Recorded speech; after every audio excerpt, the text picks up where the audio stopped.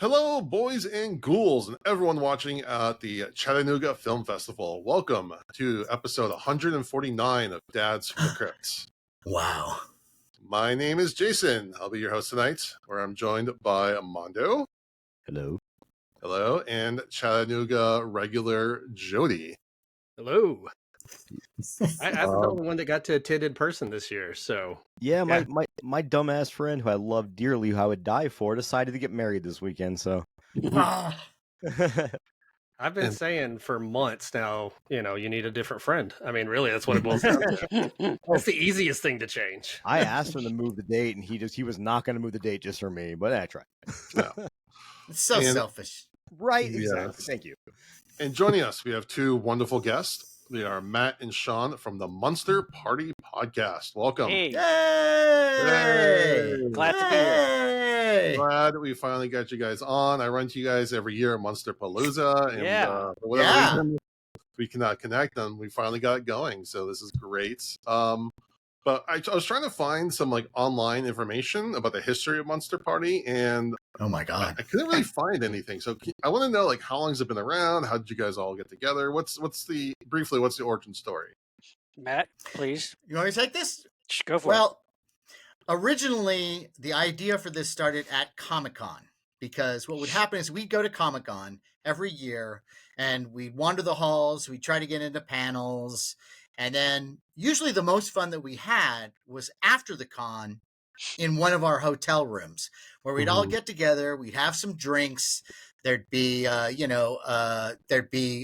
crispy cheese puffs, there'd be all kinds of snacks, and then we'd start talking about genre things, and it would get into arguments and your standard things like fast zombies versus slow zombies, Right. and I always thought it was a really good time. It really was my favorite part of Comic-Con. Yeah, absolutely. And it was usually at Shawn's place because Shawn sets quite the table. Yeah, But we would my wife Gina and I we try really hard to get a good hotel in San Diego, like a close hotel, which of course, as you know, is more Tough, difficult yeah. than getting into the White House, to get a good hotel. But we usually manage to get a pretty close hotel so that it ends up being our hub or our headquarters for hanging out with our friends, after spending tons of money in the dealer's room at the con. So were you all friends? So you all were friends already, through work or industry, or just? It was where Shawn. I met Shawn because Shawn was doing a spec. He was producing a spec sci-fi game show. Yeah, like a pilot, And- Oh, cool. Yeah. Yeah, and it was like a thing that was, of course, it was a horror sci-fi themed game show, for trivia. So we had to find, people who knew their stuff in that field. So that's how we got to know Matt, and I got to know the other guys from the podcast, Larry and James, through kind of mutual friends, and we all kind of, we all loved the same stuff, went to the same movies, collected the same toys, Yes. grew up as monster kids, reading famous monsters of Filmland, watching horror hosts on TV, the whole shebang. And so it just was inevitable that we all form this kind of four-headed monster that is our This podcast. Monster Party, yeah. It started off as a YouTube thing, and then we realized that just a shot of it was just like a shot of four guys sitting in a sweating room. It seemed a little miserable. It wasn't capturing the flavor of the fun that we were having, and then we decided to do just a podcast. And then I feel like it really took off, and it was one of those things where it really did feel like Comic-Con again. We were just hanging out, and we always wanted to replicate that feeling of a party. It's not an interview, it's a party. And when we would have guests, they're just guests to the party. And so everything should be relaxed and focused on having a good time and laughing. And I think that's worked in our favor because originally, before the pandemic, we would have people come to usually my place. And what we would do is we'd order a bunch of food. We'd have a bunch of Chinese food or pizza or whatever. And we'd sit down and get to know our guests a little bit better before we went on. And it seemed to really help. It put a lot of some of our more high profile guests I think, at ease. Like, No. oh, these guys aren't lunatics. I think I'm going to be fine. Or lunatics in the right way. Right. We're all yeah. a little loony. Well, Yep. yes, that's Well, true. yes. But And we when have did- like guests like filmmakers and actors and Mhm. who ended up like staying for hours, with us. Didn't want to leave. Yeah. That's Like awesome. it really they very quickly were at ease with us. When did Yeah, you Mondo, I'm- officially start? It was in October of 2013. Oh, okay. And, Wow. and Right since on. then we've been releasing an episode every other week since then. It's awesome. That's Yep. amazing. And it's Yeah. been great. It's been like, I've met so many people. I've met so many folks Yeah. since we started this. We've met people that we respect in the industry.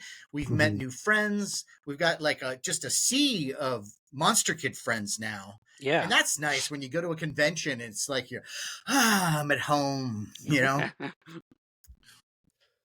Yeah, Mondo, I am realizing now that Jason has never bought us Chinese food after we've been doing it for 2 years, and I'm starting to get upset, Uh-oh. honestly. I went and had dinner with Jason. I paid for my own food, so it was, Yeah. I gave you a free hug.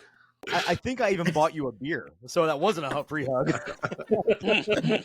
I give you. a well, that's regular our show. Final episode. You wouldn't give me a foot rub or anything. Like, fucking, what the hell, man? Oh, that's wrong.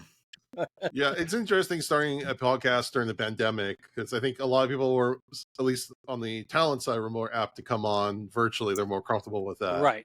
But like, I've never met Jody. We've never even been like probably 2,000 miles within each other. Why not? Wow. And I've only met Mondo once. So it's interesting. It's a little different world now than it was.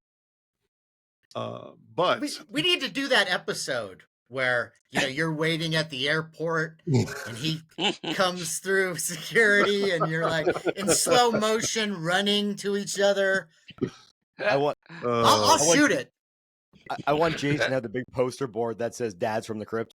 there, Yeah. Right. I totally would. LAX. Yeah, you definitely don't want it to just say like dads or something though, because people are going to think you're there for a different reason. Right. Why did you leave us? So I mean, our, Jason and Jody look like they could be related.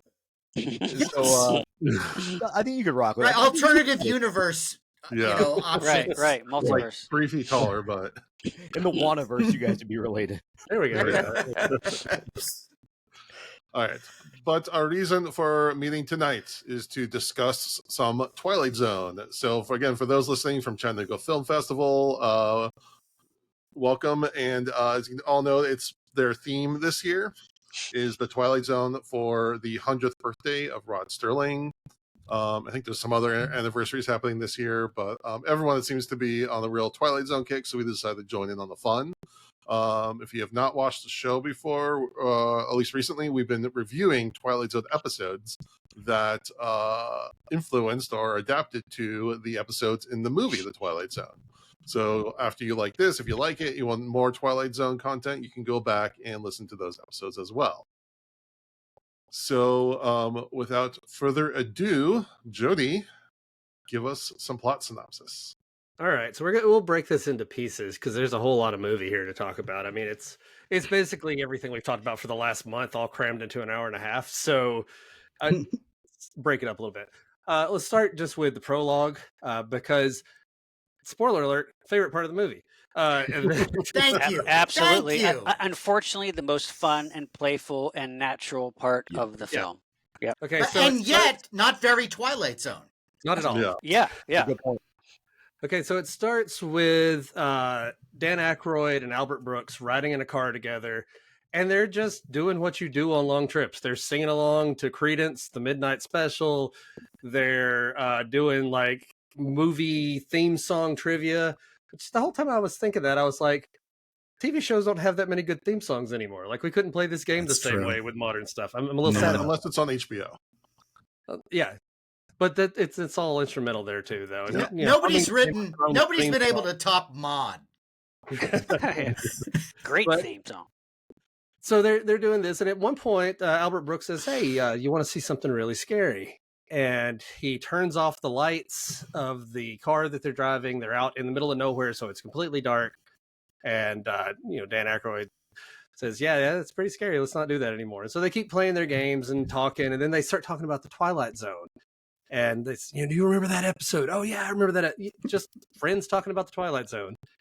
And then at some point, Dan looks over at Albert, says, hey, you want to see something really scary? He goes, yeah. Okay, so pull over. And that's when Dan Aykroyd says, okay, hang on. And he turns around, turns his face away, and then turns back around with a monster face, and he attacks Albert Brooks as the Twilight Zone theme begins to play. Great. No notes. Perfect intro. Love it. I love everything about that. Yeah, I know.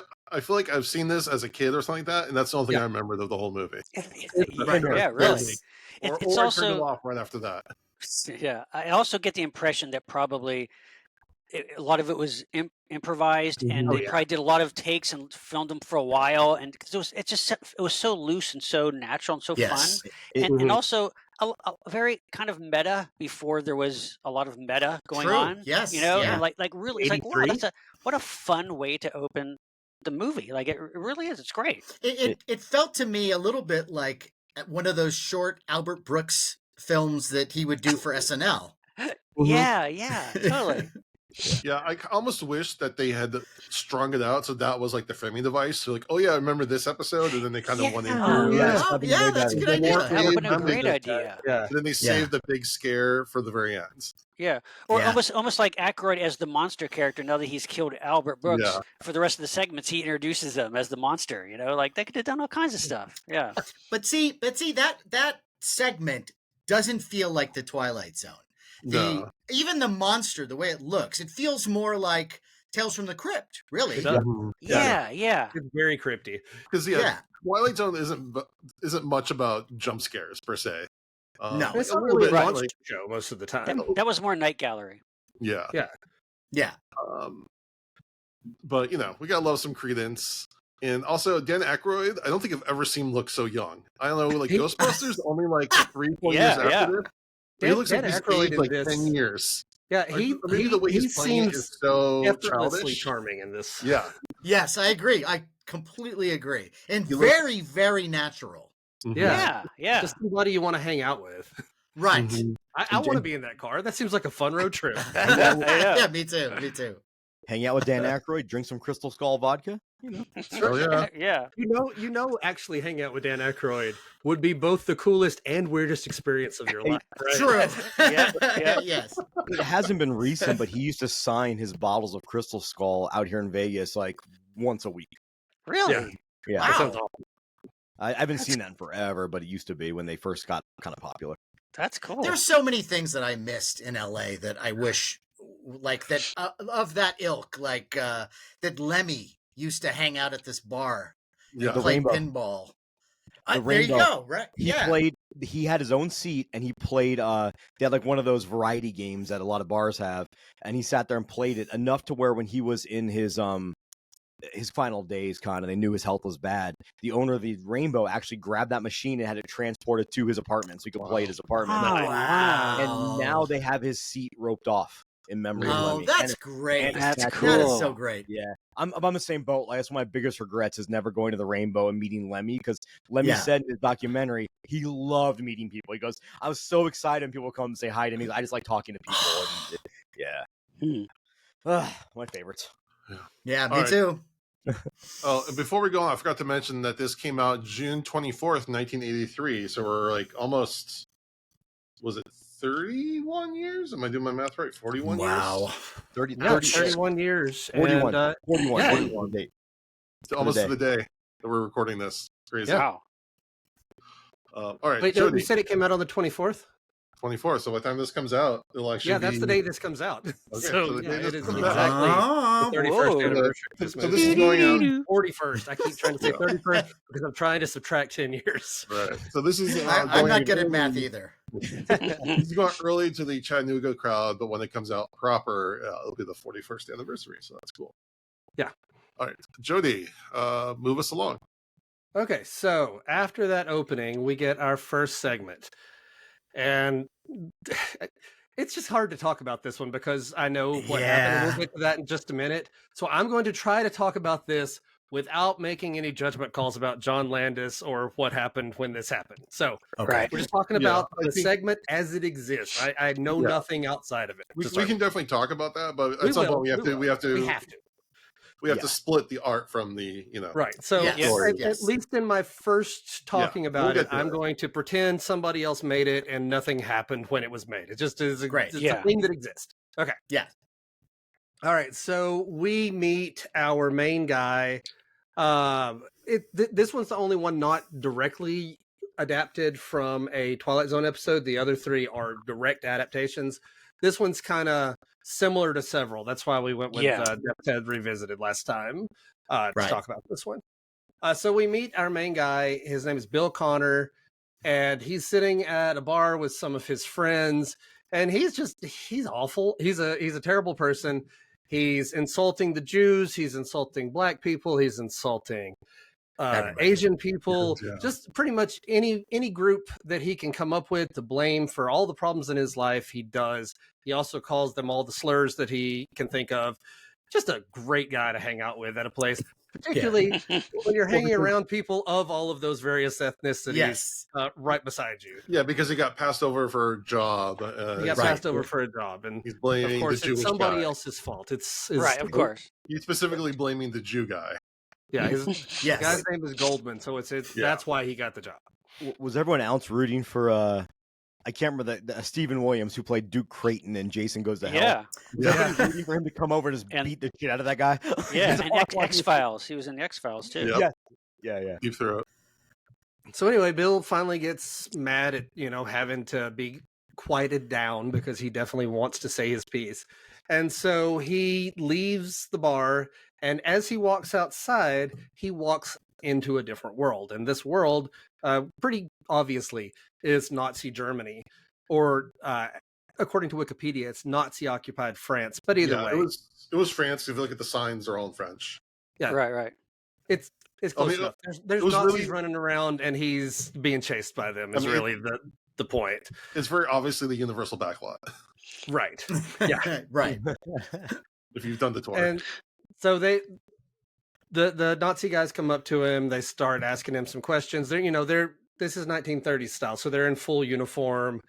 He can't answer their questions, and so a chase scene takes place. He ends up in a room with a family in there, and they yell for the soldiers to come find him, and ends up on a ledge outside of their apartment.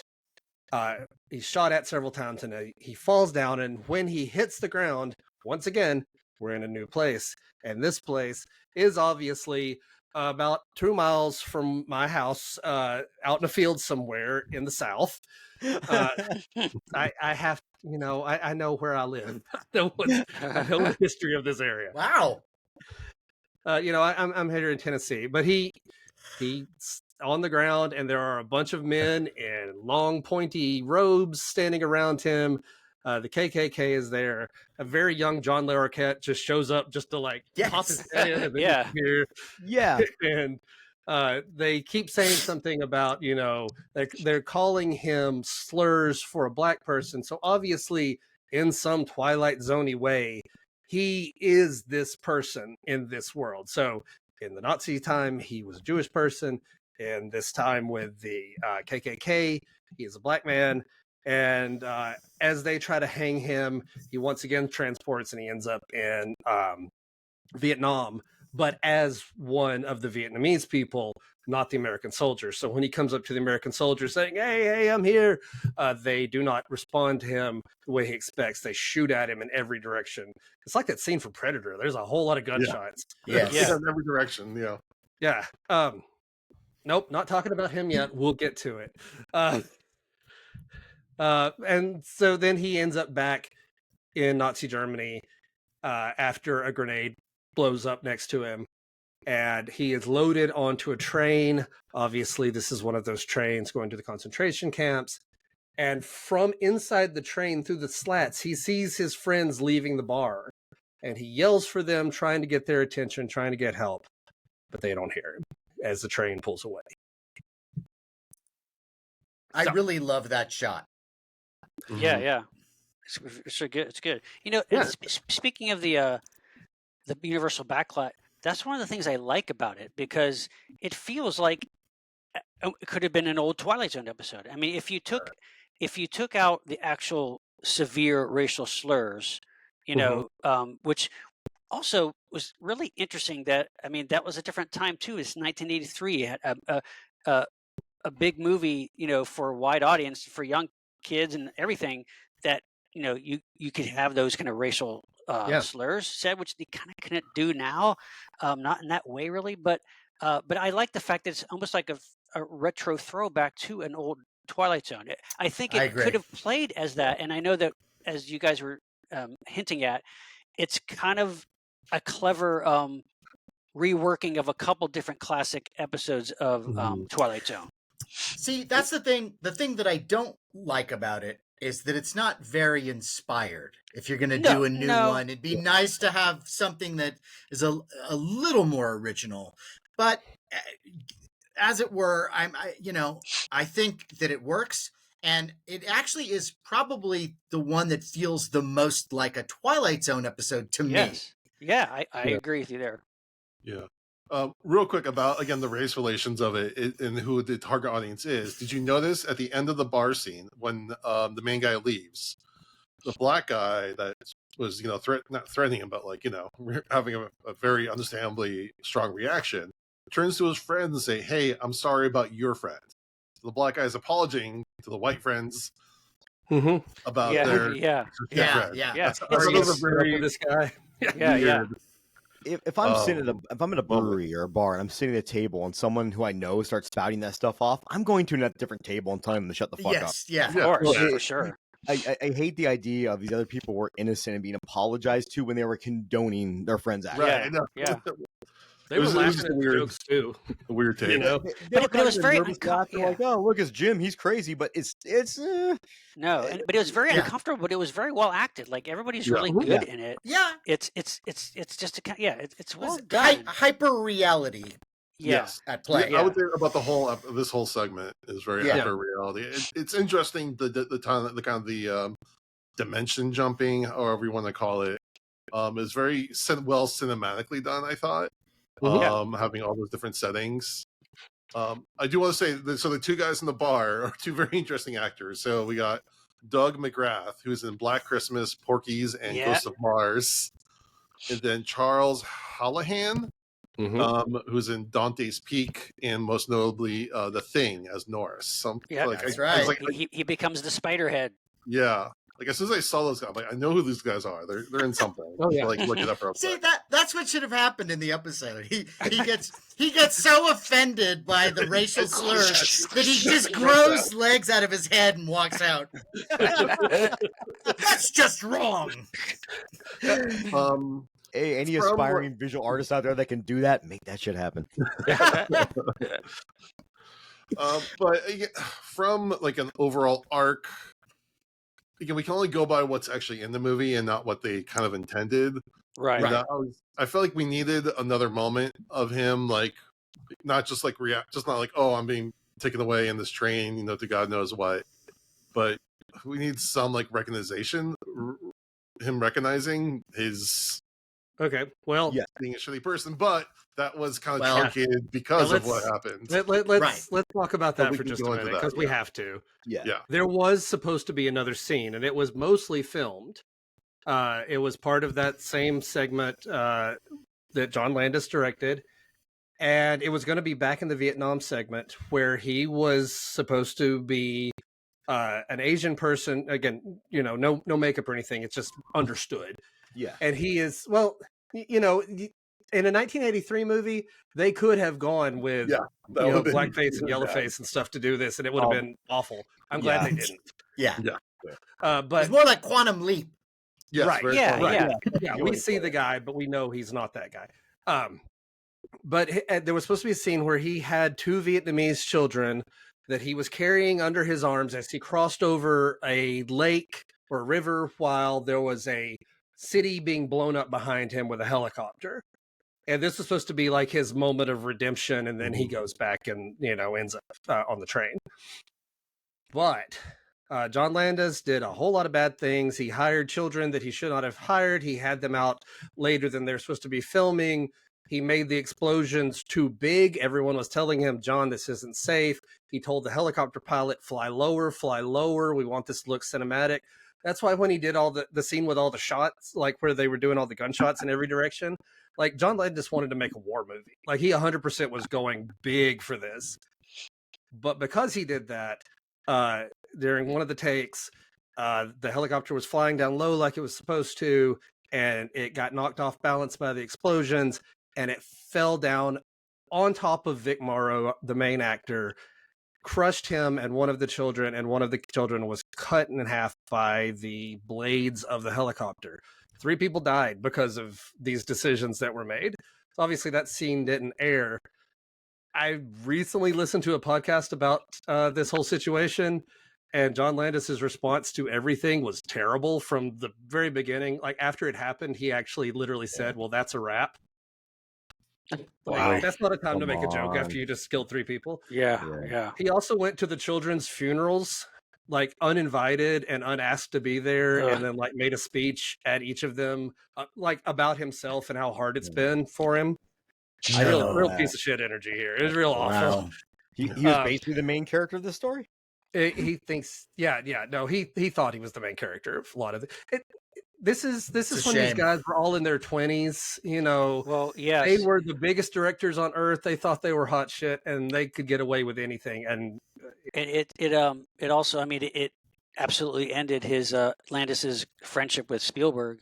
Oh yeah. And it's been said many times. It's like you said, it's that it was the kind of the bratty young hotshot directors of that time, which were considered the new Hollywood, where the directors, did what they want. They were in charge. And this is a perfect example of I mean, Landis was coming off of Animal House and Blues Brothers. Like he could do no wrong. He was up there as one of the big directors. He was up there with Spielberg and everybody else. He was a up and coming hotshot director, and this changed everything. Yeah. And they changed a lot of the rules for how things work in Hollywood because of what happened on this movie. Yeah. Eventually he was found not liable for anything. They said, well, everyone knew what they were signing up for, which they didn't, because some of them were literally children. But children can't sign a contract. Like it's just all there is to it. Their parents got paid off. And from what I read, that like he straight lied to the parents about what the kids would be doing and that they would be very explosive. There's so many levels of just it's that auteur thing gone out of control. It's the director literally thinks he's God and can get away with anything. That's what happens when that happens. But we just this movie. I actually like this segment. I think it's really well made segment, and maybe one of the better ones of the whole thing. I think, but it wasn't worth people dying over. Well, it's especially tragic because when I remember that segment of him rescuing the kids wasn't in the original script, and it was Warner Brothers executives who read it and said he's too unlikable. We have to make him redeem himself, and so that was then. Landis set up this idea, so they filmed that scene, but that wasn't even in the original script. But I am glad. Well, but there's a million different ways that you could have shot that. So there's, of course. There's not a helicopter right over your head. Listening to your people would be good too when they say this isn't safe. And I'll be honest, I'm glad they didn't give him a redemption arc because I think it's kind of weird. I agree. Don't Breathe 2 being a good example of it. They try to give a redemption arc to this monster and it's this guy at the end of the episode, much like Jason mentioned, has learned nothing. Right. He's not concerned about the other people he's on this train with. He was never concerned about anybody else in anything. He's only concerned about his own skin. So I think that's kind of like the end message in this is like, you didn't learn anything. Guess where now you have to suffer the consequences of it. Well, it kind of goes from the Crypt instead of Twilight Zone because it's a crappy person shows up, does terrible things and pays a price. That's Tales from the Crypt 101 right there. And that's the problem though with some of the later segments is they try to redeem people and make happy endings, which ruins them. It ruins everything. And like when I think of a classic Twilight Zone episode, I think of something like I Know What You Need, and it's the guy who sells all the stuff that people need, but then there's this terrible gangster type guy who notices that everything that he gives everybody is helping them. So then he just terrorizes this old man and gets him to, pick horses for races and all this kind of stuff. And to me, that's a perfect example of a character like this one where the guy never learns. The guy never gets to a place. And then there are a number of Twilight Zone episodes where that happens. So once again, I think thematically, this still is the strongest connection to the original Twilight Zone. But after this, the rest of the movie, even the last one, which I don't want to jump ahead, but I think goes off the rails a bit too. Well, so okay, two things. I think because this was the first thing that happened, the first one they filmed, I think afterwards everyone was just too freaked out or depressed or upset. Yeah, so sure. I definitely Can you imagine if you were sharing billing with this clip? Like you were making a segment and you knew this was going to be part of it. But you might ask, put me somewhere else. Put me on. Please put me in a different movie. Again, for the IMDb, Spielberg tried to get out of it, but he already made a commitment and everything, so he decided to do as quickly as possible. But going back to what I was saying about, I'm not saying I want a redemption arc per se, but I needed a moment because it's just everything's happening so quickly. We don't really get a moment of him realizing the terror or having a self-reflection moment. Yeah, I'm with you, Jason. Again, I'm sure they could have filmed something, or they were planning on filming something, and they didn't. Obviously, they couldn't. But what I was, if I had a magic wand, what I would want was just one moment of him having a self-awareness moment. Yeah, he never. At no point does he really understand the gravity of the situation and why what's happening to him is happening. Mm-hmm. I'm with you. I don't want the redemption arc, but I do want him to have some kind of realization. What if it was just an empathetic moment? Yes. At the end when he's on the train with all the Jewish people, if instead of staying separate from them, he goes to them because they're the only ones that can comfort him in that moment. That's a moment of empathy, but he's still a piece of crap, but he at least sees them as people. He understands that, hey, Or he doubles down. And he flips out and he's like, how dare you guys do this to me? I'm one of you. Yeah. That'd be I'd be fine with that too. Yeah. I thought one of the best scenes in this whole segment was when he goes into the German family's house. Yeah. Right. He's telling them no, I'm cool. I'm cool. don't tell them.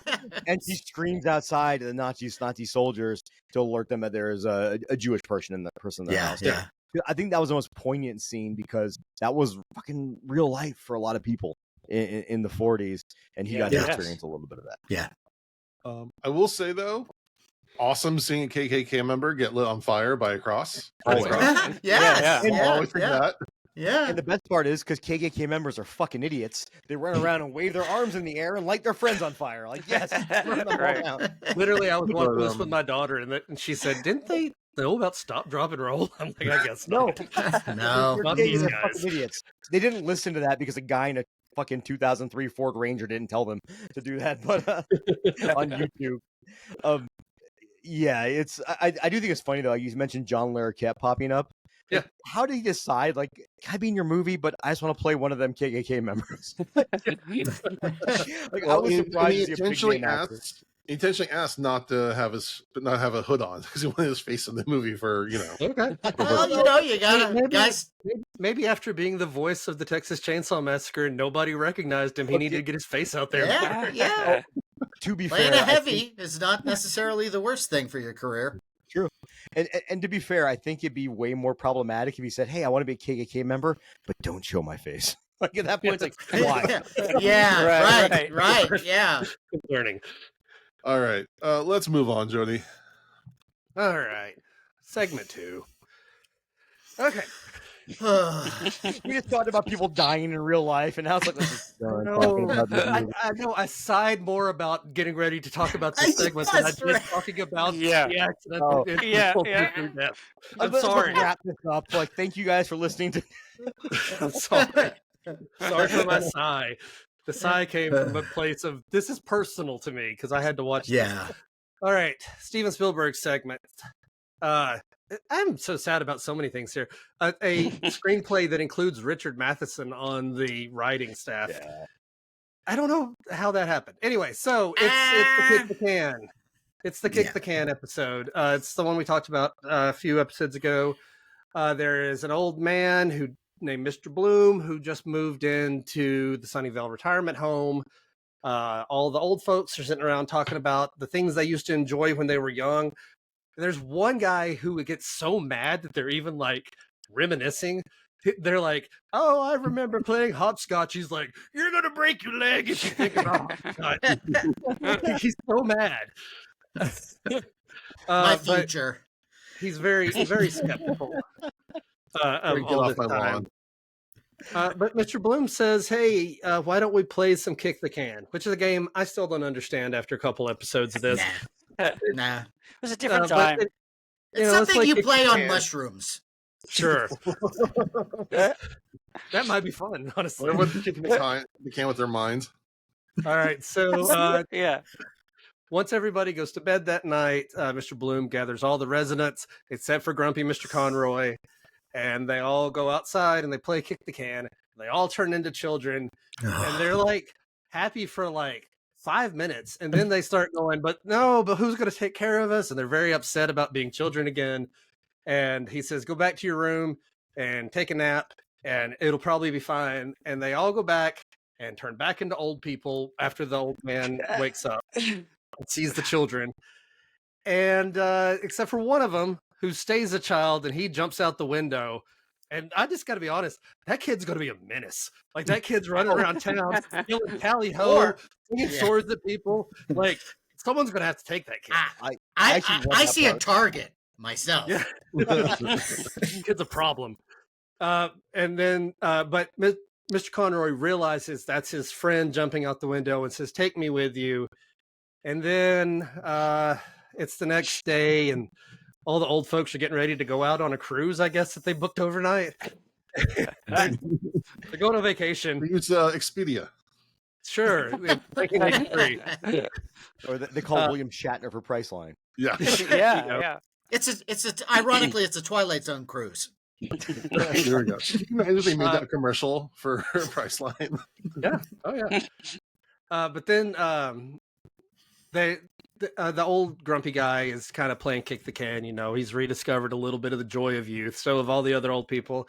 And then Mr. Bloom, as our traveling magical black man, then goes to another nursing home to help another group of old white people have a better day. It's so nice. Right.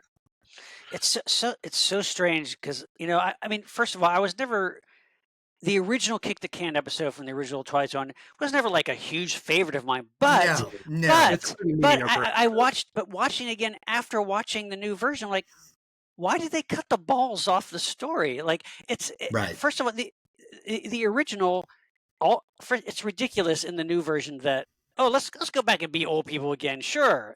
Like, really? Like, in the original, all the kids leave. They're happy to be young again. And the original Mr. Conroy is left alone and sad, realizing that he's missed the opportunity to be young again. It has some edge to it. And, and the new version's like, oh, but let's be old again. It's nice to be old.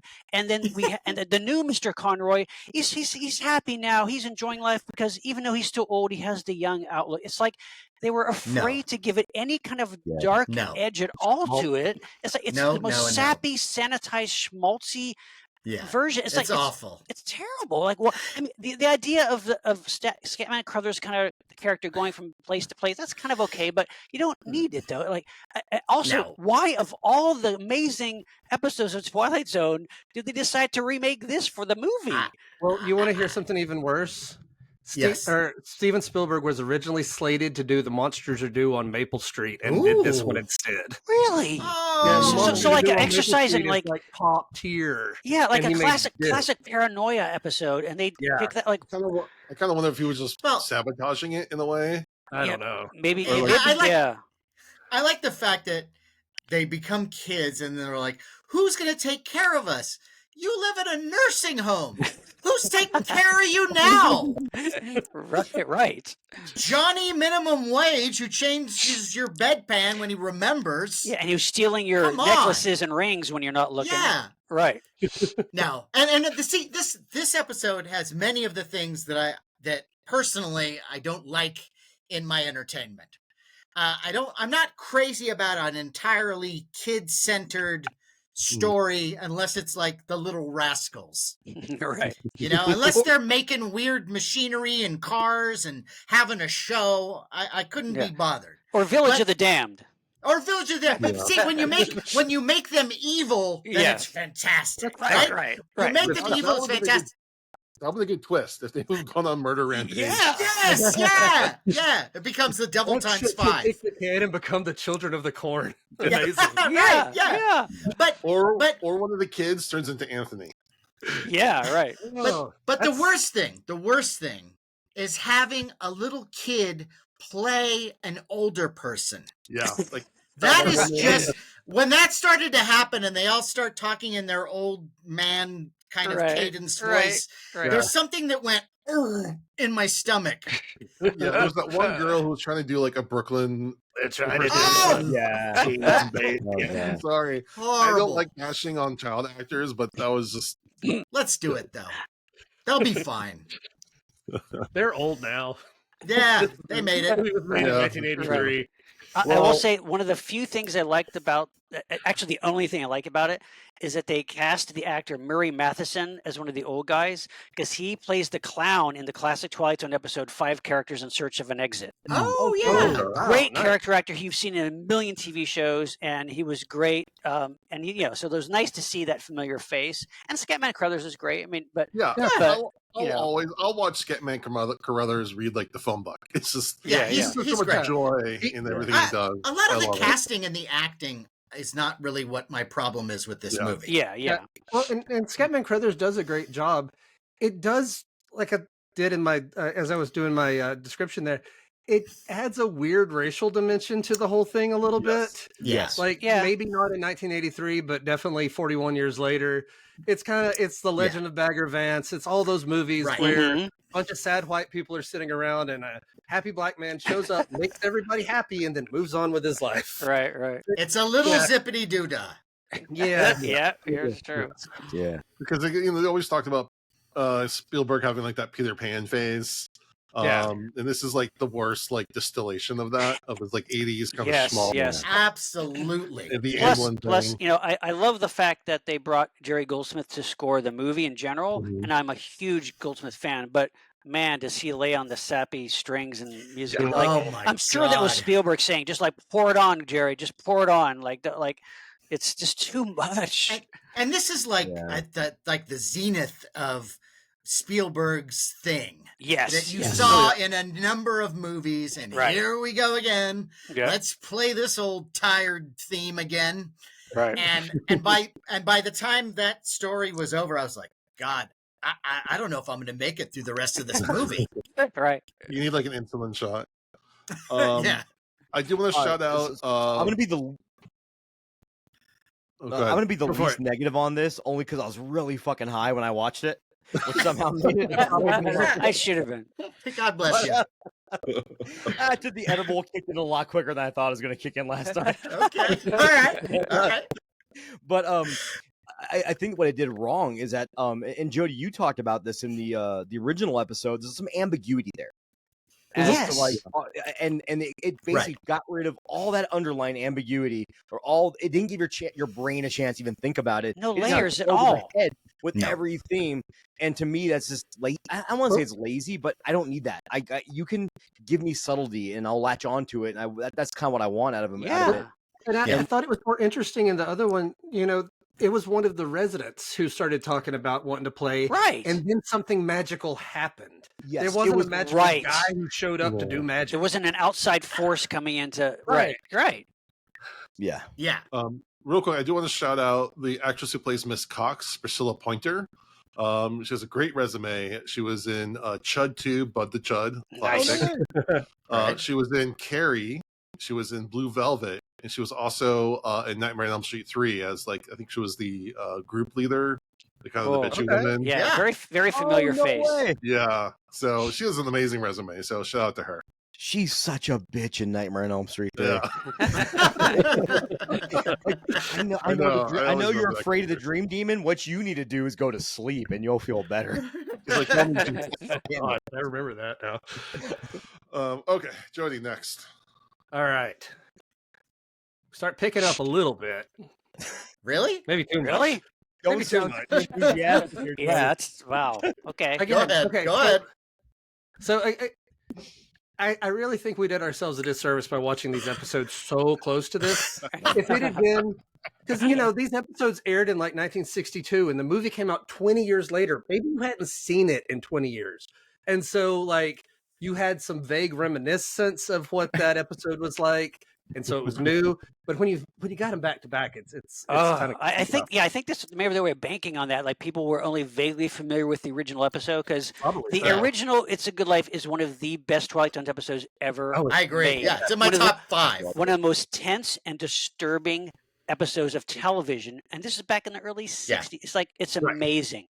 All right, so let's talk about this version.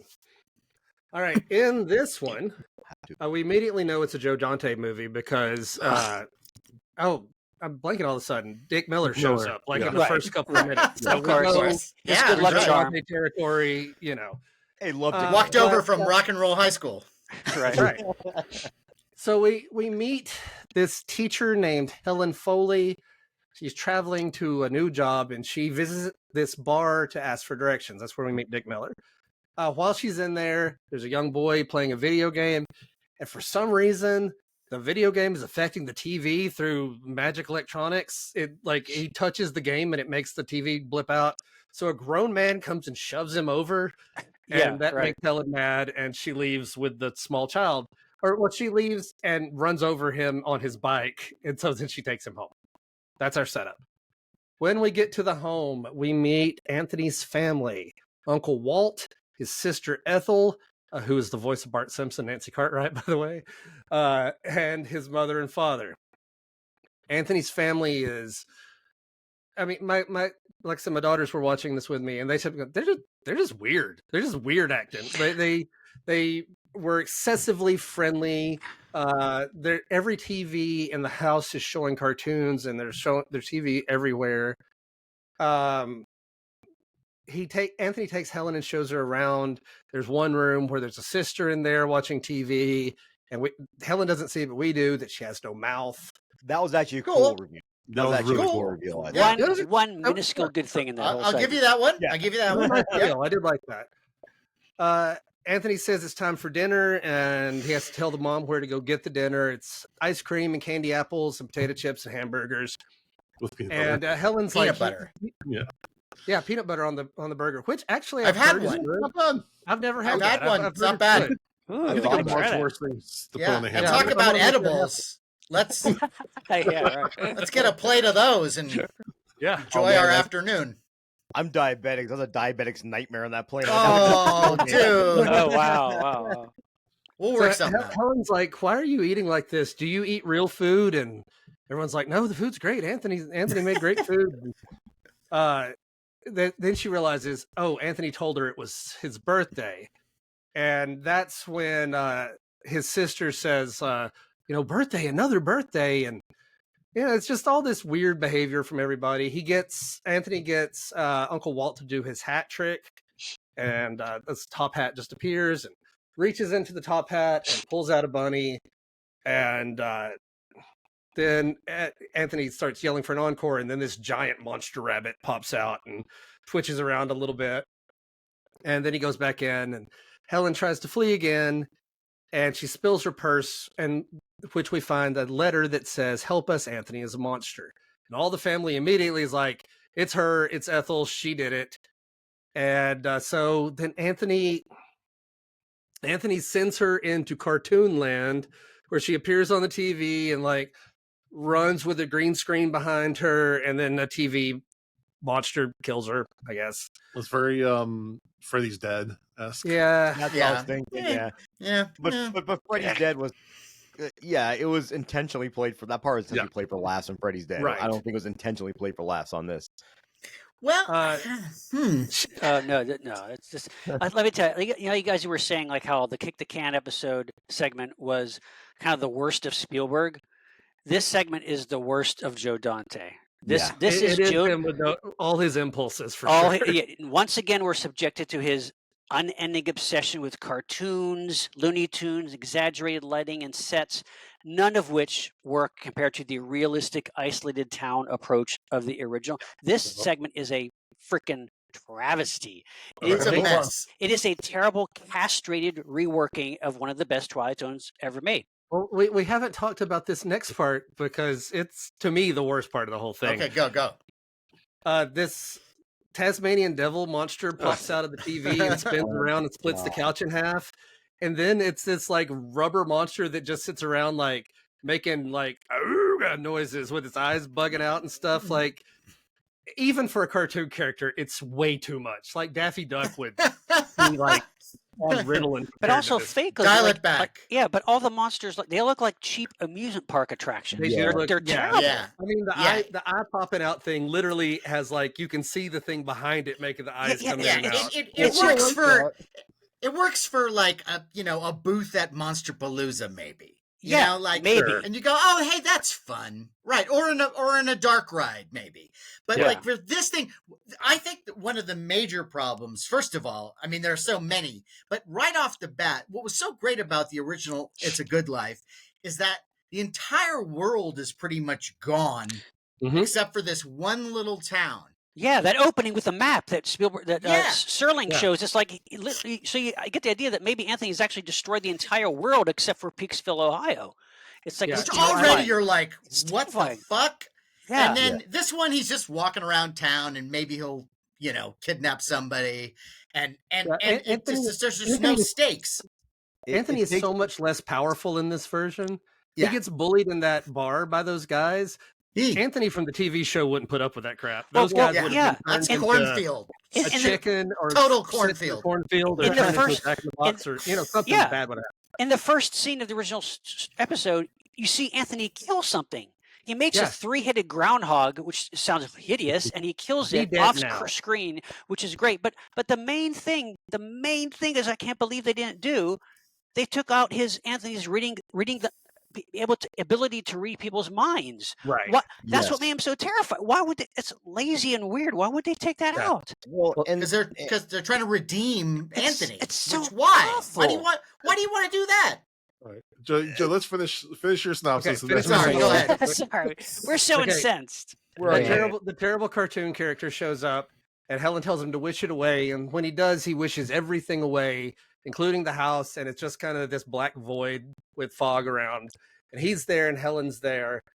And he said he sent it was a fake family. He sent them back to where they came from. And he wants to provide their every desire, but everyone just doesn't understand him.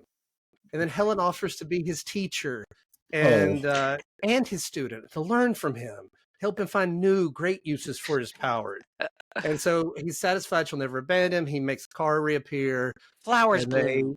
What a shitty car, too. Like, can I give her a nice car? And bright flowers appear behind him. It's like, what? Really? This is the car? That shit looked like a 70s beater. I'm like, Right. There's no AC. What are you doing?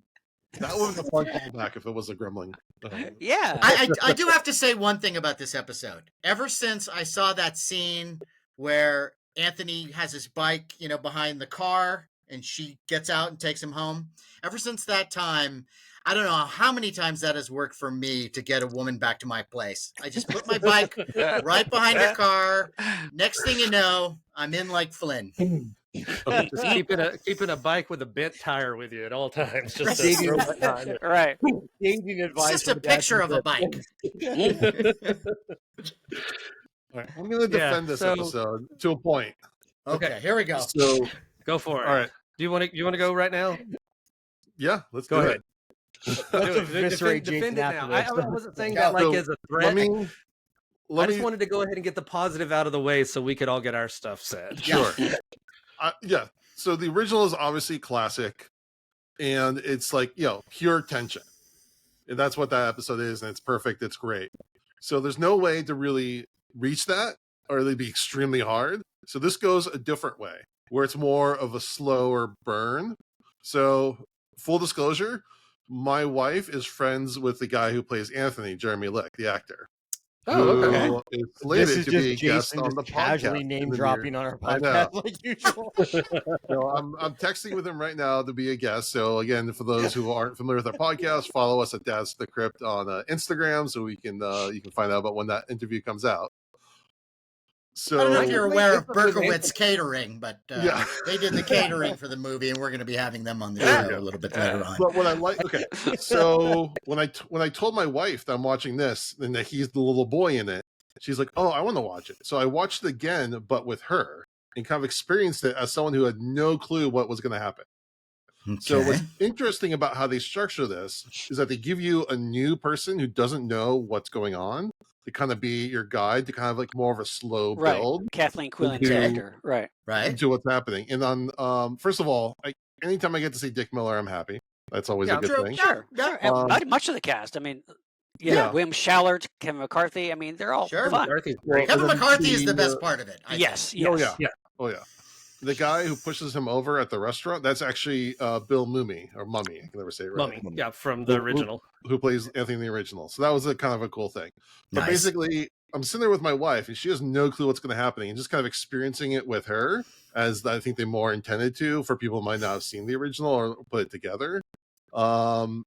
It's interesting the way they kind of build up what to the climax of the segment. And then again, if you're watching like the cartoon segments, are all foreshadowing, or those like things they're saying tie into what's about to happen.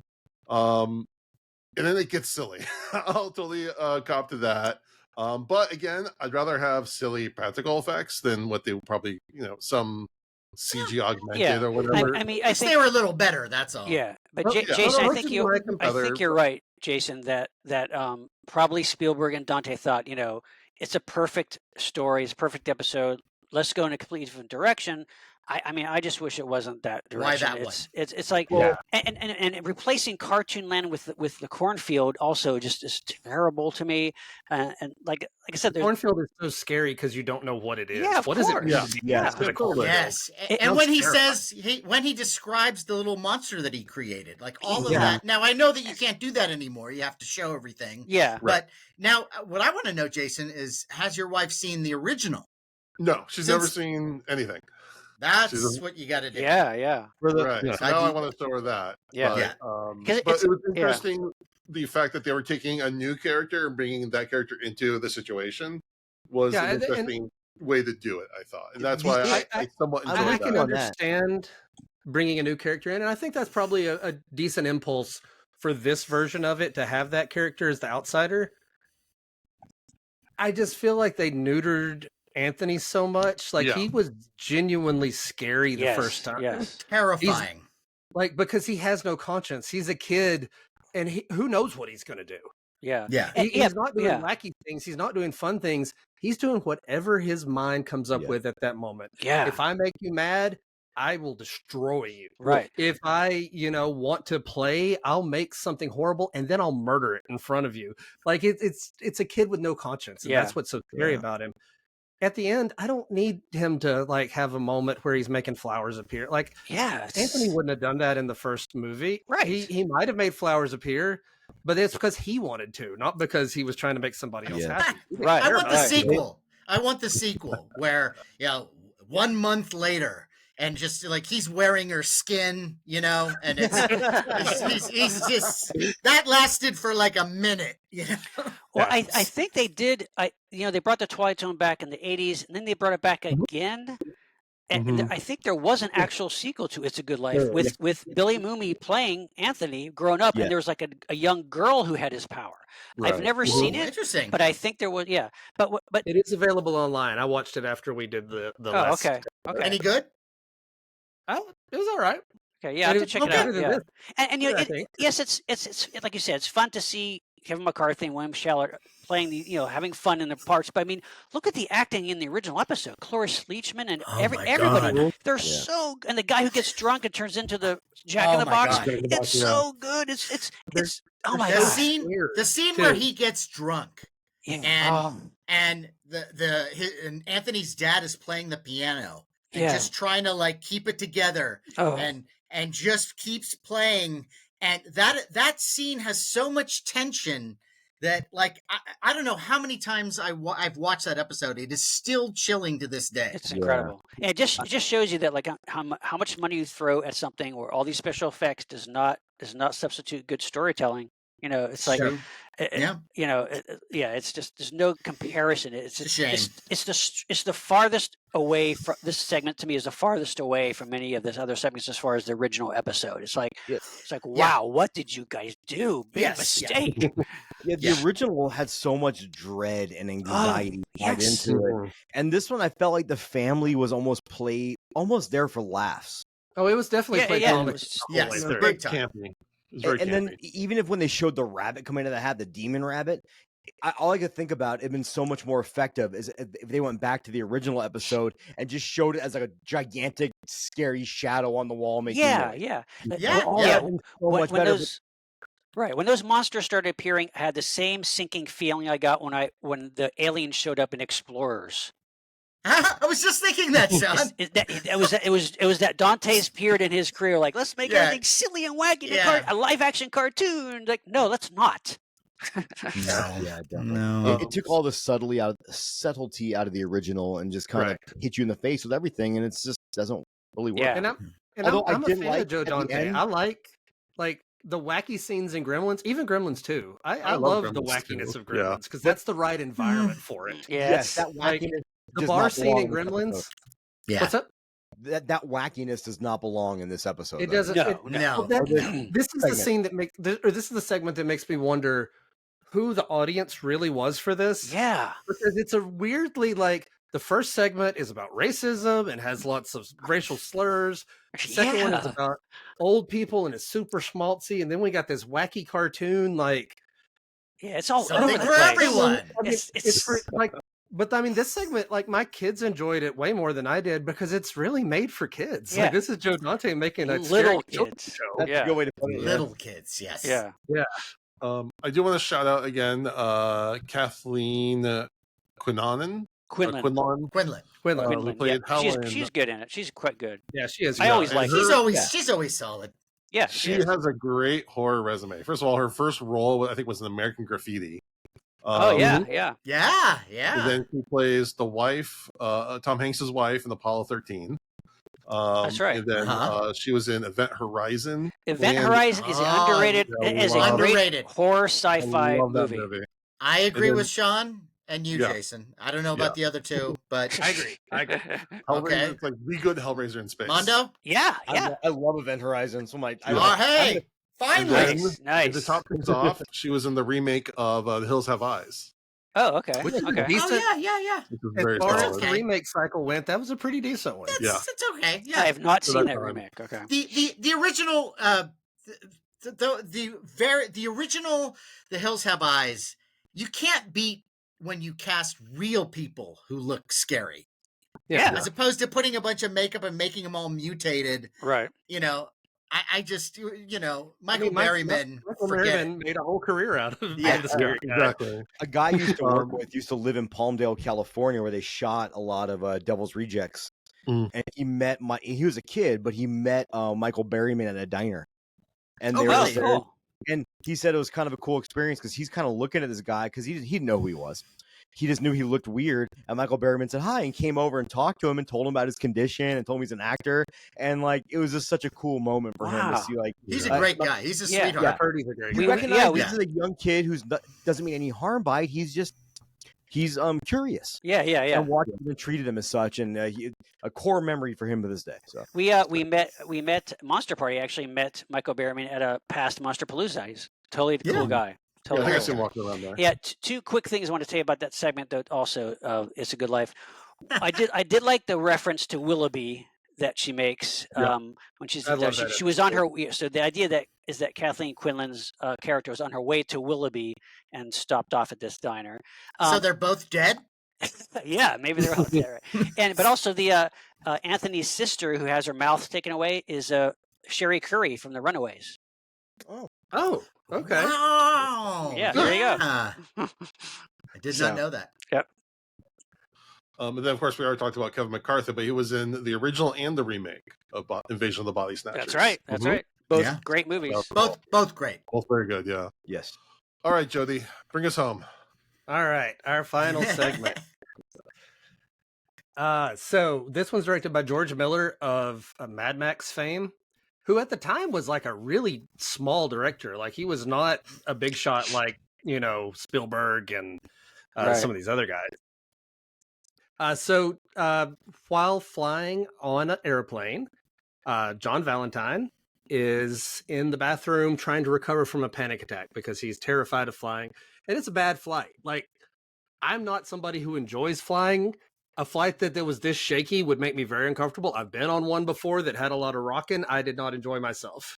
Dude, I fly about 6 times a month for work, and it's I still do not like bumpy plane rides. Yeah, no, it's rough. I understand why he's having such a hard time. But he's assured by everyone it's going to be okay. He looks out the window, though, and he sees a creature on the wing of the plane and continues to panic. And as he keeps looking at different times, he sees the creature, slapping at the engine. And at one point, the creature gets struck by lightning while sitting on the engine. And, this is such a simple story here. He freaks out again. He tries to calm down, looks out the window again. The creature is right there in the window looking at him, which after the creature design in Joe Dante's segment, this creature looks awesome. I love this guy. He looks like a leftover from Demon Knight. Yes, like he's one of those guys. Yeah, creature's cool. Yep. I like so he's right there. He scares him again. He freaks out. There's a sky marshal on there who tries to calm him down. Everyone's trying. It's just chaos. At one point, he steals a gun from a guy's ankle holster, which just, trying to imagine the idea of having a gun in an ankle holster on a plane. And didn't everyone do that in the 80s? Sure. No. Yeah. I just had a stiletto. Just, you never know. I think I had explained to the kids wasn't the gun, it was the smoking. I'm like, yeah, they did have smoking period. Yeah, really. Yeah. That bothered me more than the gun because the gun's probably only going to shoot one person. Everyone has to smell that smoke, right? Yeah. Thank you very much. But he takes the gun and shoots through the window at the creature, which depressurizes the cabin. He gets sucked halfway out. Everyone's holding on to each other, trying not to get sucked out of the plane. And at that point, the creature runs up to him, grabs him around the face, and then lets go and waggles his finger at him with a type gesture. That's and right. Jumps off into the sky. And when we get down to the ground, he's laying on our main guy's laying on a stretcher. He's acting crazy. And he said, I saved everybody. You would have killed us. And that's when the maintenance crew goes and sees that engine and sees that it is completely torn up, covered with scratch marks all over it. And then we get our nice little stinger at the end. We get our stinger at the end as he's loaded up into an ambulance. They start to drive away. The ambulance driver asks if he'd like to play some music. And so he turns on the Midnight Special by Creedence Clearwater Revival. And then we see that the ambulance driver is Dan Aykroyd, who asks him, hey, looks like you got scared up there. You want to see something really scary? Love that ending. Does I get more? Mainly, I just love that Dan Aykroyd came back again. Right. Yeah, yes. Pretty much. What if he just says no? No, I don't, though. Right, it's true. I do not want to be scared. I have had a night. Yeah, I've had enough. I'm done. Can I just go to the hospital? Thank you. I was just on a plane that had to make an emergency landing. I was sucked out a window. I don't want to fuck. Yeah, I would rather see a cartoon weird rabbit come out of a hat. That's what I'm looking for. If you have any wacky cartoons for me, that would help. Well, I mean, with this episode, I think that it was nice to end with this because it does come back to the feeling of Twilight Zone. It does follow pretty much in the sort of the wide scope of that story, all the beats. But my problem with this one is that it's just a little too much. from the very beginning, you've got John Lithgow, and he's in the bathroom, and he is covered in sweat, and he's already freaking out. So Right. when Yeah, you why- start yeah. this, you start this story, and there's almost no place to go. Exactly. He's already at 8. And so what? And I have to reference then the original episode with William Shatner, where the way that thing starts, he's nervous. So you see the build, and I love the idea that he has his wife there trying to calm him down. Yeah, the wife That and was weird. the past nervous breakdown, like all that. Yeah. Why did they get rid of all that? All of that works, and it helps propel the tension. But with this one, you've got that, and then once again, hey, let's get a kid in there. Let's get a hilarious kid. Precocious kid. And that drives me nuts. But that being said, I do like the creature. Although I have to say, if I had a choice between the original creature and this one, I'll take the original, because there's that moment where the screen goes up in the window, and John Lithgow sees the gremlin on the other side, and it's like, ah. What I loved about the original is that Shatner opens up the screen, and on the other side is this weird character with like a hair lip, wearing some fur costume, and he's not even really direct. He's looking at him, but he's also just looking around. He almost seems confused. He's curious of this human. I think it's like I feel more unnerving than like that moment where you finally see that nice close up of the gremlin in Twilight Zone the movie. Feels almost like a dark ride moment. Right. As much as I still like it, and it's certainly one of the better parts of that movie. There's a lot of buildup that I could have done without. Matt, it's exactly how I felt. Because it had been a while since I watched the original, so we watched the movie, and then I watched the original. I was like, there was so much for Shatner to work with in that original version. Which, by the way, he's freaking awesome. He is so awesome. Good. The actors playing his wife is good. All that awkwardness with his wife, the references to his past breakdown, like it builds layers and it builds. And you're right, Lithgow has nothing to work on except to be crazy the entire time. I'm just kind of baffled why they did that. Like, and it's Richard Matheson. Like, I don't know if that was a decision by Spielberg, whoever. Like, why make it one note all the way, crazy, hysterical the whole time? Like, there's no subtlety. There's nothing. It's weird. I bet that wasn't a Matheson script. I bet that was I think the original was. Well, no, but I mean, like, for this, decision. I think it was like they have to credit him because it's his story. Right. Yeah, it feels like he's just being like shot out of a cannon from the very beginning, and then exactly. You can however you feel about Shatner as an actor, he actually does a really good job amping up the dread in that, fantastic. and they take away and all of that here, and it's really weird. They remove his wife. It's just lazy. Seems like it fits. By the way, it also fits Shatner's acting style in the original. Yeah, because all those little quirky things that Captain Kirk does fit that character just to a T. John Lithgow could do just as, if not better, a job. Given more. I said he's a great actor. You're right. Why did they? What I think of is like in The Shining, how they talk about how like Jack Nicholson's already at 7 or 8. True. True. It's not like that much further. Where in the book, he's much more even tempered, at least to start. Yeah, I think I had the exact same complaints that you had, Matt. With it's just a little too much. Like, overall, I think I probably like this segment. Like, it's an enjoyable watch. Yeah, but it starts like in that claustrophobic bathroom. The camera's spinning around all over the place. Lithgow is pouring sweat. He's collapsed in a heap. He's hyperventilating. It's just such an intense way to start. Where do you go from there? There's no build up because you can't go past that. Yeah.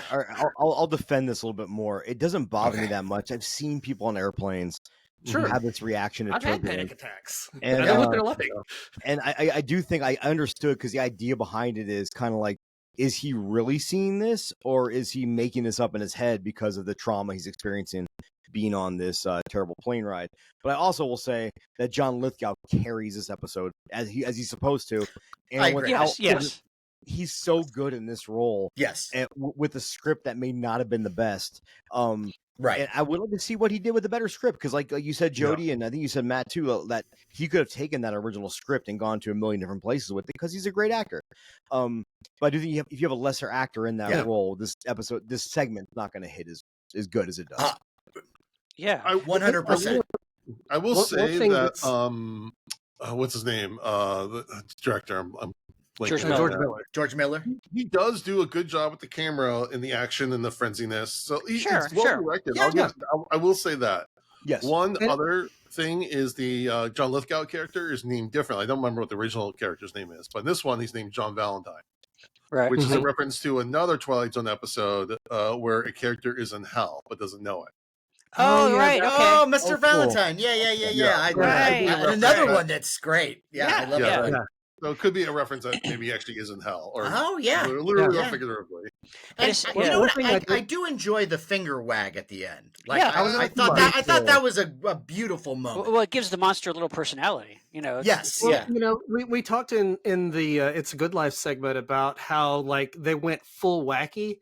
This one has just a touch of playfulness to it with the monster and the little wagging finger, just enough to make it, it updates it. It makes it a little fun for 1983. I feel like it does a much better job of adding something playful without going too far. I think, that element. It's just strange to me. I still would imagine though if they just took that original Twilight Zone episode exactly how it is, exactly that script, and updated it with the new monster, with Lithgow doing that Shatner part, but with the same script. I mean, it would have been great. Yeah. Well, I would have liked to have seen, in the opening segment with Aykroyd and I'm blanking Albert again. Brooks. Albert Brooks. Yes, Albert Brooks. They're talking about how scary the Twilight Zone was. They keep talking about these scary, and there are scary episodes. This movie though is way more comedy than scary. Yes. Yes. I would have loved to have seen a straight adaptation of Twilight Zone, modernized, still scary, still, with that tension. I think that would be really cool to see. Yeah. So you like the remake, what you're saying? The biggest things I miss from this is Rod Sterling. Because Rod Sterling, the narrator in this sounds way too happy-go-lucky. It's Burgess Meredith is the narrator. He just doesn't have the gravitas that Sterling has. It's not a knock on him, it's different. I actually like that they grabbed him to do it, though. I actually like his voice. I think that was a better. But I think that was a better choice than simply having somebody do a tacky impersonation of Serling. That would have been horrible. Here's my issue, though. The lines don't really mean anything. He's just like, oh, here's a woman who wants something different. She's going to find it. Right. Whereas the writing just wasn't good on those. There was no poetry. There's no pathos. Right. The way we talk in the dialogue. You miss Serling, You'll know this, Jason. Didn't Rod Sterling? He wrote most of that himself, right? His own lines. Yeah. Oh, for sure. Yeah. So I don't know why they felt very personal. Yeah. It just felt really impersonal. There wasn't really good writing, and I would have been fine if they would have just taken voice clips from the original episodes and reused them. That's true. Yeah. Why don't they do that? That's interesting. Yeah. Why? I mean, Burgess Meredith, he was in 4 episodes, so he's definitely a well-known Twilight Zone actor, and that's fine. But give him or have him read the original. But what he says doesn't really amount to anything. And also in the Twilight Zone, there's always something he says at the beginning, and then there's a comment at the end to kind of put a button on everything. Who would have been some of your choices? Given that we can't use Rod Serling, and we've already gotten Burgess Meredith. Who would be some of your choices that you could think of off the top for me, of your it's head? not who's saying it; it's what they're saying. I want someone better to write. Oh, okay. But maybe Leonard Nimoy. First 2 thoughts were Vincent Price or Christopher Lee. Good. That'd be good. We got. I would say Leonard Nimoy. Maybe would be kind of fun. That'd be good. That'd be actually be really good. I think. How about Jack Palance? Yep. Yeah. Jack Palance. Or, you can always get James Earl Jones. He's always good for that kind of thing. Brad Dourif. Yeah. Jeff Bridges as a dude, just. Right. I want to see you guys on TikTok. Someone. Eddie Deason. Submitting for your approval. Keith David would have been good. Oh yeah, no, he's got a Yeah. great voice. Yeah, that's great. Yeah, Keith Yeah. Davis, man. Criminally, These are all good criminally choices. underrated. yeah. He just goes up to Anthony. Well, that's like your opinion, little man. We've got this fucking fascist here who wants to like. I think we've solved this movie.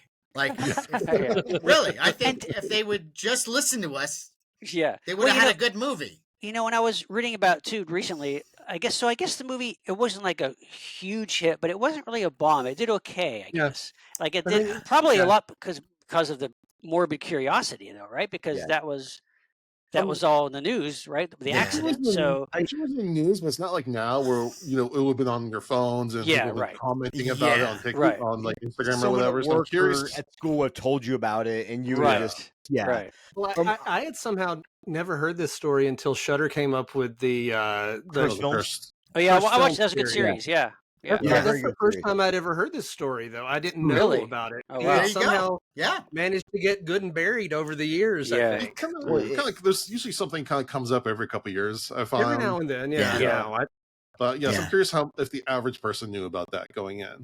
yeah. Right, right. I mean, we know more about movies than most people, I assume. Like we That's true. spend our Yeah. time Genre with stuff that film especially, kind of yeah. stuff, yeah. Yeah. you know? And you hit it on the nose too. It's like back in the day, unless you were like reading the paper every day, like all 12-year-olds did.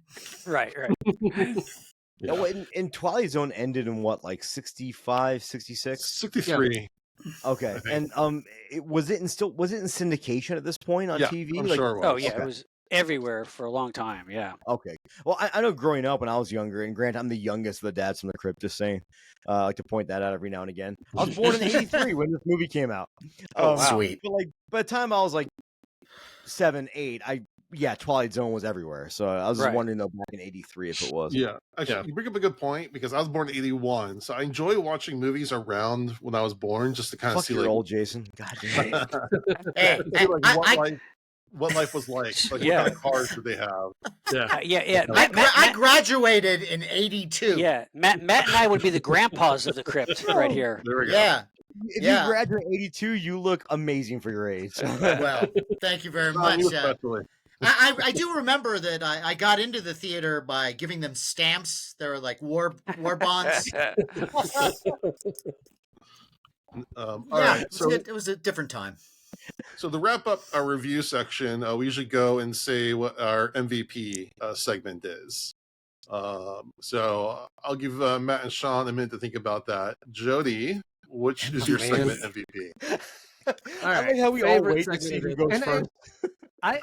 The thing is, I've been mostly negative about this movie. I don't hate this movie. No, like it's it's fine. watchable. Like It's it's very watchable. fine. Like it's by no means as good as the show. It's fine. My daughters enjoyed it. I enjoyed it when I was a kid. The first time I ever saw it. Mhm. Yeah. Like it's fine. So I don't hate it. I just don't like it very much now, especially compared to what it came from. So favorite segment.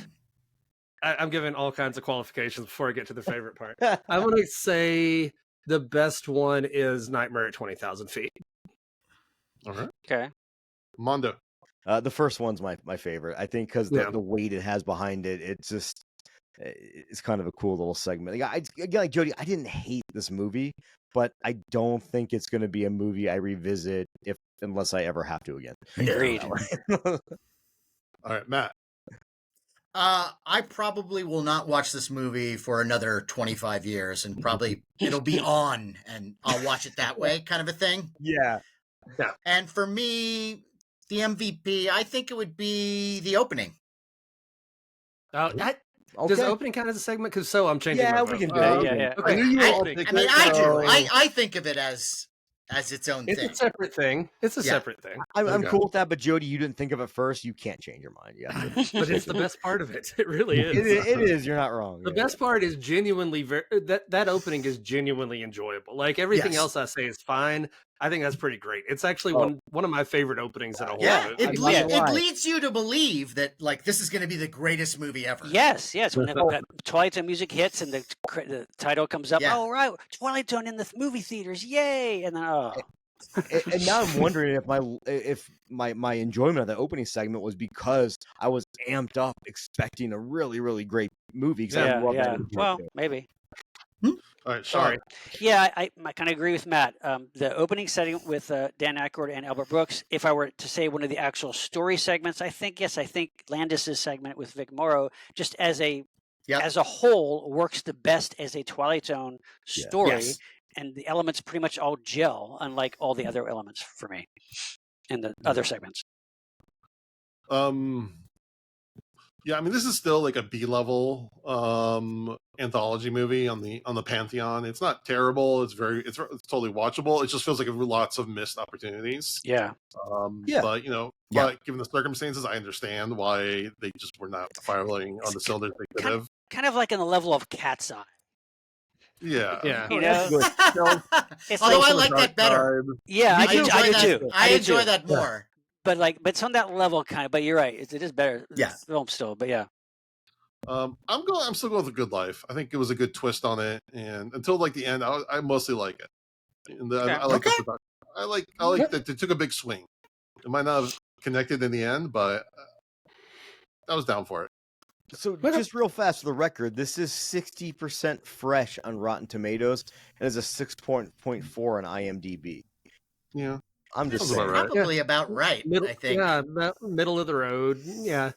I'm honestly surprised that this movie ever came out in the first place after what happened with Amanda Starr. It was kind of shocking to me that they were like, well, if we cut out that scene, we'll just put the rest of it out. That's kind of insane to me. But yeah, it's kind of a weird oddity in the history of horror anthologies. I mean, it's they probably wouldn't have done that. They probably would have just shelved the whole thing. Yeah, if it wasn't or at least taken that scene out, or that segment out. Because just imagine, I'm sure with all the people involved in making that movie, if the accident didn't happen, and if the movie was a hit, they could have made a franchise. They could have made Twilight Zone movie after Twilight Zone movie, mining from the originals as well as making new stories. I mean, you could have had 5 or 6 Twilight Zone movies. Yeah. I just can't imagine that happening the same way today. That if something horrible happened like that, the movie would still come out. Like it just kind of blows my mind. I mean, you had the Crow, like one of the VHS movies, and you find out that someone died in a VHS segment. Like, it'd be weird. But I would say that movie ever saw the light of day. Shawn, I would say Crow is a little different though, because the fact that there were children involved. Yeah, that's true. You're right. I think that makes it a little different. Yeah, still though, I think you make a good point. Yeah, that's true. Yeah, that's true. And like I was saying, if it happened now, I think there'd be a huge online sure. Oh yeah. Backlash. Yeah. Backlash. Thank you. To what happened, and they probably would just have to scrap the whole thing. But I think back then they were like, well, we already got all the money, we got the Twilight Zone name and rights and all that, so we got to put out something, and people I'm guessing a lot of studio money went into this one. Yes, especially to get these 4 directors in there. Yep. Yeah. Okay. Now, can I ask you guys a question? Mm-hmm. Sure. When it comes to anthology movies, what are one of your favorite anthology movies? I was thinking about that earlier because I was like, this feels like a very B minus C plus tier movie. So I was thinking like, what is A plus? And the two that I really thought about was the original Creep Show and Tales from the Hood. Tales from the Hood, I think, is great. That's a good film. Yeah, I like Tales from the Hood. Yeah. I like VHS 2, the second VHS movie. I think is really well made. I haven't seen the second one. Segment. I've only seen the first one of those. Yeah, but the second one I think is probably the best one personally. That last segment is unreal. Which is the VHS movie that has and it was done, I think it's like a Latin American director or something. Where is that the cult segment? Is that the one you're thinking of? Where they go into a different reality, they go into a parallel dimension where it's all like the third or the fourth, I forget. Well, there's one that thing blew my mind. I thought that was so weird and unusual, but I've liked most of those movies, really. I mean, to a greater or lesser degree. I think Creep Show will always be my favorite anthology, just because you can't miss the original. Mm-hmm. Tales from the Dark Side, though, fantastic. Yeah, I like that one a lot. That one never gets a lot of talk, but that's a good, solid '80s anthology horror movie. Or no, it's actually 1990. Yeah. 90s. Yeah, I didn't remember, and we did for the podcast, and I was like, "Holy shit, this is really good! It was way better than I expected." And then one of my favorites, one of the lesser known ones, 94's Necronomicon. Yeah, you just beat Yes. me to it. Jeffrey I Combs. like that one as well. You Jeffrey like that little Combs. As sloppier and Lovecraft. messier Necronomicon's fantastic. Yeah. Yeah. You know what also helps both of those, Tales from the Dark Side and Necronomicon, are there's 3 stories. There's not 4 or Yeah, 5. So right. there's a little more meat to each story that can kind of spend a little more time with them. But yeah, I agree. How about you, That Shawn? is one thing about this movie. I feel like all the stories got simplified because you're cramming so many stories into one movie. Yes, Like yeah. I feel like everything's a little shortchanged. Yeah. Are we talking Well, about But I just don't want 80s? more kick the can, honestly. So I guess Yeah. Are we? So you're talking about basically 80s anthology horror films, Any- right? I'm Any talking about anthology. anything. Oh, well, yeah. I mean, yeah. I mean, if then the original Dead of Night from the 40s, obviously, all the Amicus films. Those are my from the favorite. Yeah, Doctor Terror's House of Horrors, House of Drip Blood, Asylum, Tales from the Crypt, Vault of Horror, like all those. I love From Beyond the those. Grave. Yeah. The Tales from the Crypt movie is, I think, maybe my favorite anthology movie Yeah, of all time. it's so good. I've tried to warm to Creep Show because I understand what people like about it. Yeah, I know what you And- mean. Yeah, And, I go back and because, forth. because me too. Because the stylistic choices put me off initially, and I go back and forth between liking them and thinking it's too much. But that's why I like Tales from the Crypt, because it's more of a straightforward approach, and those stories work because they're based on short strips. So it's really like telling a long joke. Yeah, And yeah. It's just the right length, and so you get 5 good stories. You get the wraparound, and if you guys haven't seen that one, that is a Oh, really we good covered time. it. We Also- reviewed it.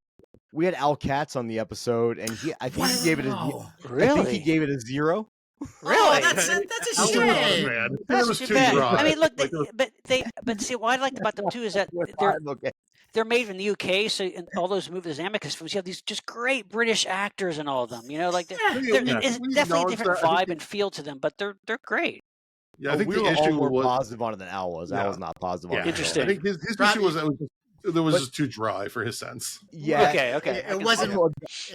Well, It's not yeah. it's not the show he made. I mean, Yeah, it's right, not the same. right. The one that we did for the show that I like, I really think about quite a bit is Black Sabbath with Boris Oh, Karloff. Black Sabbath. Black Black Sabbath. Sabbath. One Well, of Mark that's Alva's up there greatest too. Yeah. masterpiece. Black That was Sabbath. such a good I'm glad you brought that. That's one of my favorite movies of all time. Like Yes. that's So yeah. good. Yeah. The drop of It's water not a segment. traditional anthology. Go ahead.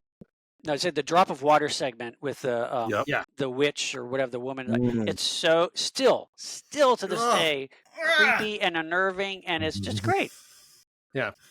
And the- One other anthology it's not the traditional anthology, but I really like Trick or Treat. I always have. Yes. Me Me too. too. Love Yeah. it. Yes. Yep. Solid. Very Or- very clever interweaving of stories in that one. Yes, very much so. Oh, and speaking of Black Sabbath, I'm very excited. At Chattanooga Film Fest this year, one of the movies I'm excited about watching is called The Volderak, just like the second Really? segment of Black Ooh. Sabbath. So Wow. I'm really hoping for some more. Wow. 'cause I love that Nice, segment. nice. Yeah, me too. All right, Mondo, give us your song of the day. I'll be quick. I picked a song by the band called Twilight. No relation to the young adult fiction series or the movie, but it was a group formed in the early 2000s. It basically took a bunch of guys who did these one-man metal bands and said, "Fucking hey, let's put them together in a super group." Oh, Did the cool. album really work? Nah, the album wasn't the best from start to finish. You can definitely tell it was very disjointed, and if you read about the whole production of that and how one of the guys is a drug addict, it gets way off the rails. And yeah, but fun fact of the second record, what is his name? One of the guys from Sonic Youth, Thurston Moore, I think. Yeah, right. Okay. Yeah, he played on the second and third Twilight records because he's a Oh, huge fan wow. of black metal, which I didn't know until he started playing on those records back in like 08, I think, 010. Off the first record, though, I will pick my favorite song on that first record because I was so excited for this to come out. Pre-ordered the vinyl, And to you youngsters out there, it might not sound like a big deal, but this is like 2006 when it came out. When it was a big deal to pre-order a vinyl.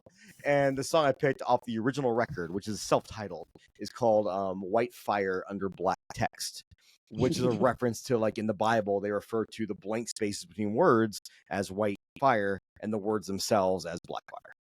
Wow. But it's a great song. You have Neil from Krieg and Rest from Leviathan, Malefic from Nice. Zaster, and these great musicians, but you kind of realize why they play one-man bands where they can control everything, because that's Right. it's their creative vision. And I think kind of meshing it together didn't always work the best, but this song I think worked fantastic. That's much It's like got this my movie. favorite interlude. Much like this movie. Yeah. Hey, Mondo, are you a fan of Ningen Isu?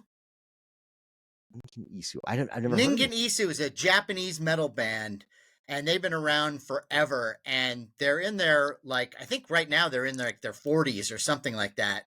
And they got a record contract years back, did 3 records, they got dropped, and then they just kept making albums while doing their day jobs. And they got discovered not too long ago, like right during the pandemic, and they broke.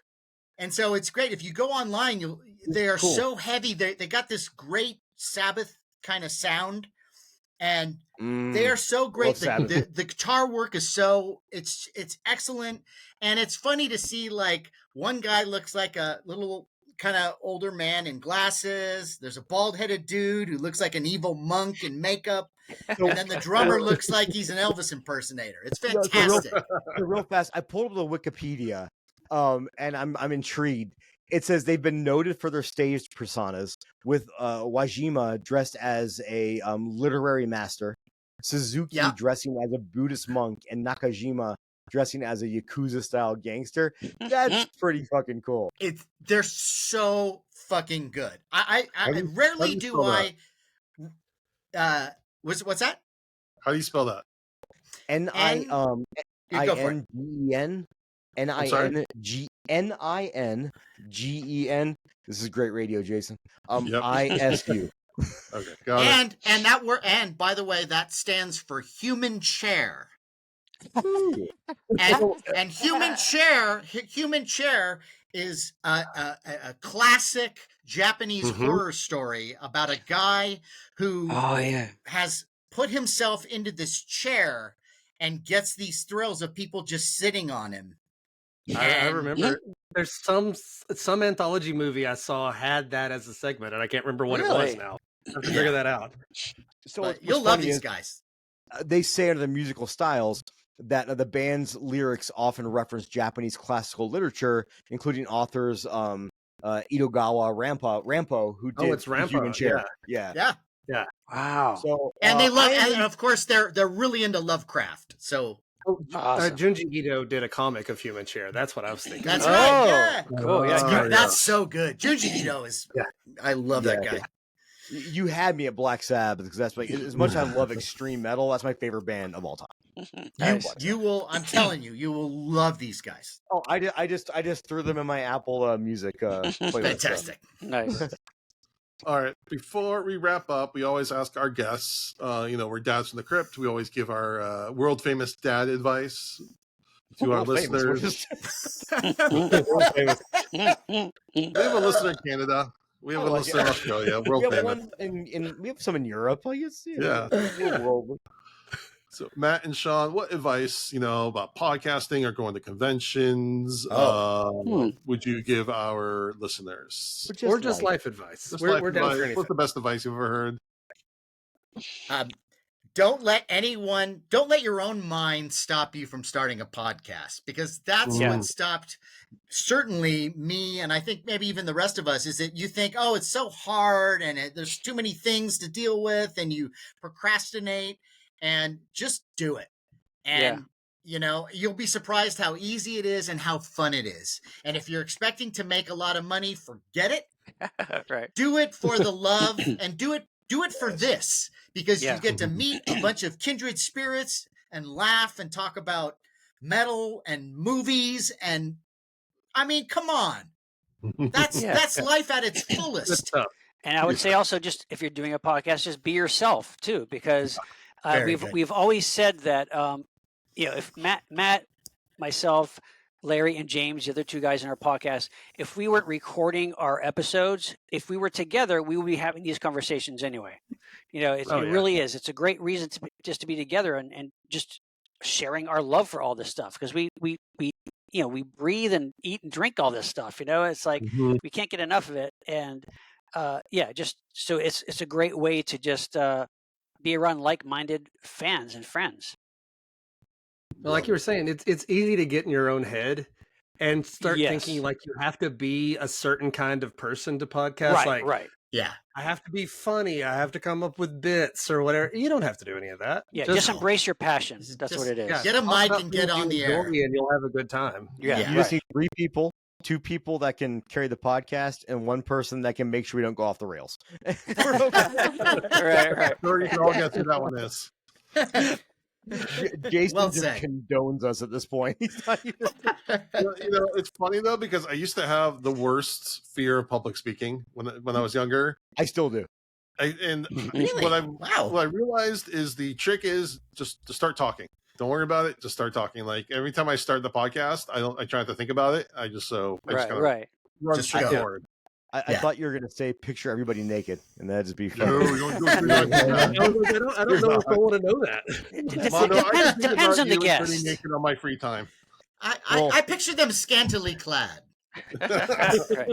To see that, Jason, that'll cost you $14.99 a month. So on your only dad's account. only day. Patreon. Yeah. Right. Hey, if someone wants to pay us like $10,000, yeah, I'll do that. Yeah. I'll do that. Get behind me, my friend. All right. Well, that wraps up another episode. Matt, Shawn, thank you so much for joining us. Where can Thank people you. find more about Monster Party? Greatest. Well, yes. Go Yeah, for it. go ahead, Shawn. No, go for it. You're good.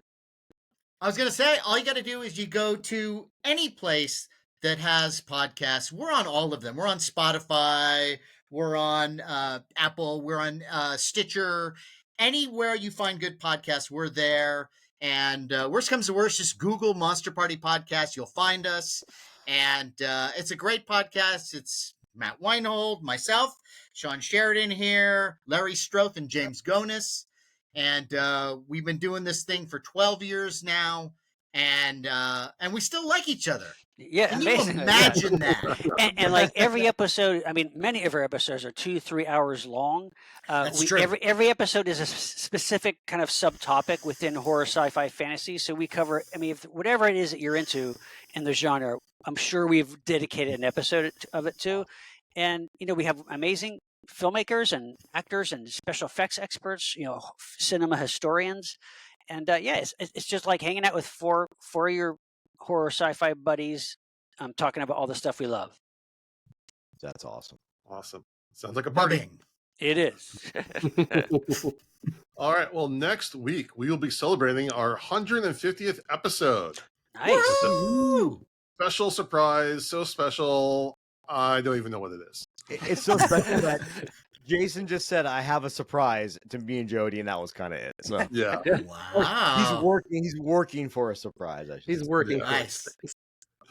All right. Well, I appreciate everyone for listening. I would really appreciate if you give us a rating and review on iTunes, a rating on Spotify, a like and subscribe on YouTube, and follow us at Dads from the Crypt Talk on TikTok.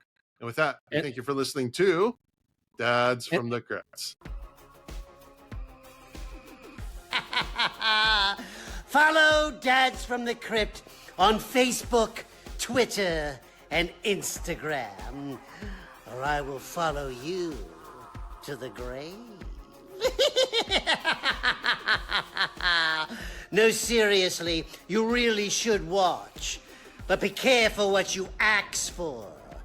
You may get it.